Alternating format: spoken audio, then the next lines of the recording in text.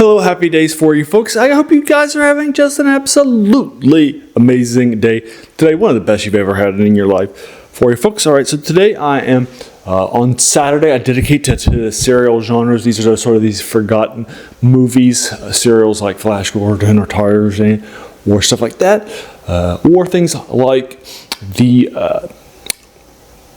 TV stuff too, like Doctor Who and stuff like that too, that I've gone back and knocked out for you folks. I like to dedicate these are forgotten, heavily influential on modern stuff, from one like Buck Rogers or Captain Marvel or the Spider's Web on the character of Spider-Man, that sort of thing. Next week I'm going to start reading tomorrow, watching the Zorro stuff. So that's going to be my next series. Today, though, is 1949's Radar Patrol versus Spy King. This was made by Republic. It's in 12 parts. And it's very, very short, 167 minutes. It's not even 3 hours long. You won't take that much of your time. I'll link it to you in the comments below. It's starring, yes, Kirk Allen from Superman, and also recently we saw him as Blackheart. He's the star of this one, too, as Chris Calvert. It's also starring Gene Dean as Joan Hughes and John Merton as John Baroda. Also starring as Lieutenant Manuel Aguirre is George Lewis, who actually is Mexican, so that makes sense. They're actually starring him, and he actually starred as Zorro in the 50s. He is actually a lieutenant. He does a lot of fighting scenes. He's not in like a service role or anything like that. And then again, he'll be a big name from being in the Zorro stuff later on the next decade. So he's a nice name out there for your stuff. That was well done. I like that. Here, that's also good stuff. Here also is Eve Whitney as Nitra and Anthony Ward. It could be Ward as Rico. And the basic plot here for you folks is that after the Germans lost in World War II, and this is about 9 years later, it's set contemporaneously, neo-Nazis went to set up here and take out our radar defenses with a new weapon that sabotage them and then sell to the highest bidder to get that cash for the cause. The titular Spy King is the evil genius scientist and the major neo-Nazi behind him. It's fast because it's only 12 chapters and it's not even that long. Right? It's well paced for the time, but it has a lot of weird things that happen from here and there that you just have to kind of accept at face value. Make sense? All right, so there's not a lot of cliffhanger or serial sins, though. Right. The cliffhangers are fine. Right, they're not typically, showing you one thing, and then in the very next episode, you can see this because you're watching it back to back.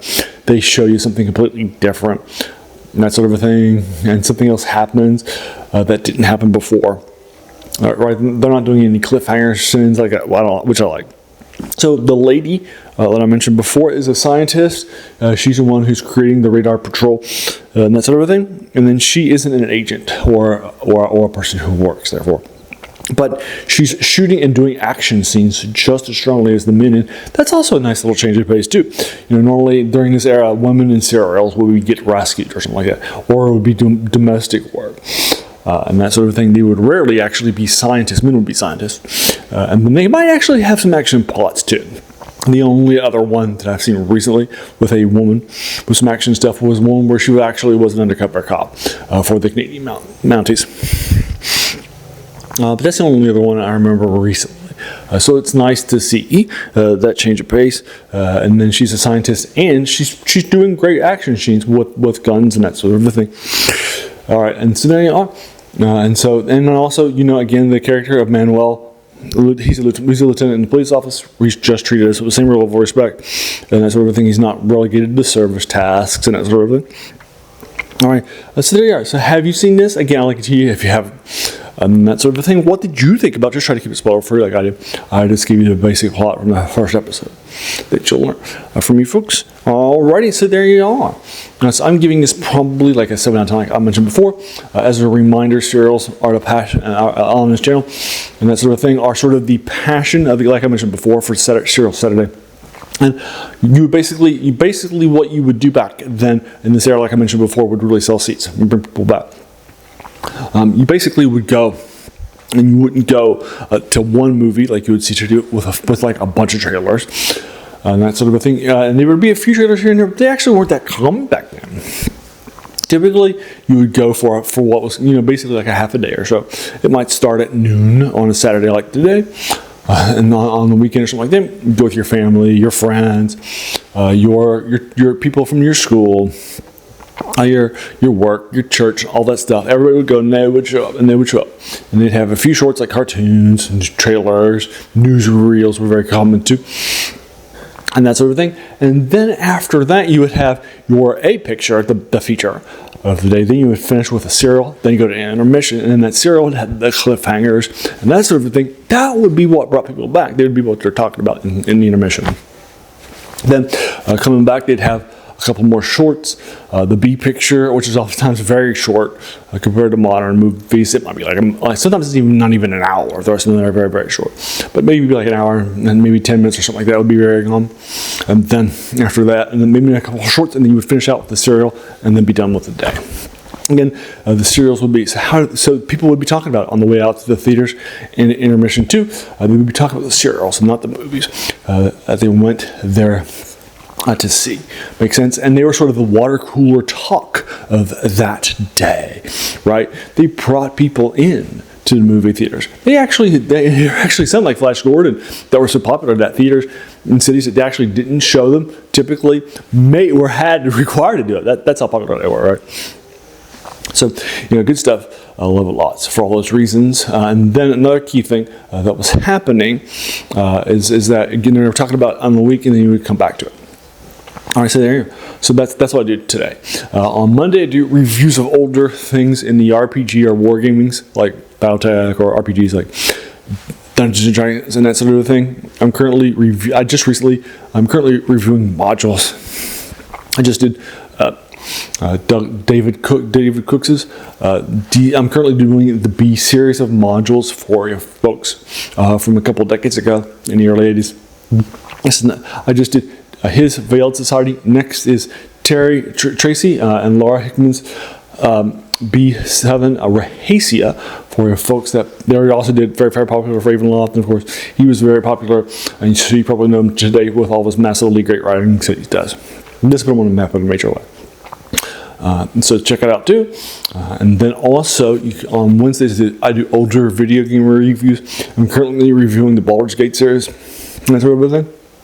I just did Siege of Dragonspear a couple of days ago. The expansion, the extended expansion, DLC, by Beamdog about 9 years ago. And that sort of thing. And so that's also something I do on that day. And then on Friday, I do top 10s. I just did my all the top Star Trek films, and then Star Trek shows, and then Star Wars films, all ranked in the last thing teams. But typically I'll do top 10 movies and that sort of thing. I like to do the movies and stuff because there's a lot of older classics out there. And then the other 3 days a week, I do reviews of older things in the three genres that we covered. You typically will read, like science fiction, fantasy, and horror, and that sort of a thing. So check those out if you're interested in knocking those out. I appreciate it very, very much. All right, and so there you are. If you like those 7 things, check them out. Please, this is all. Please welcome to the channel. I think you'll enjoy yourself. Kick off your shoes, right? Have a seat. So please do all the YouTube stuff like the subscribe button, the like button, the bell icon on to be notified of my 7 videos a week. Also a couple of Let's Plays of older video games here too. I'm currently doing Evil Genius 1 from 2004. So you can check that out too. And then also, if you're interested, so check them out too, and also hit the but basically share and watch. Those are the key ways you can grow the channel. And there you are. And then as you can tell from the title and also all these older things, that's the passion of the channel. And it's also where its name even comes from. The worst thing about new books is a quote by a French philosopher, Jacques Joubert, who said that the worst thing about them was that they kept us from reading the old ones. And that's true. And our passion for the new book, the new video game, the new movie, it's sort of forgotten that these things are standing on the shoulders of giants. So let's check out those giants.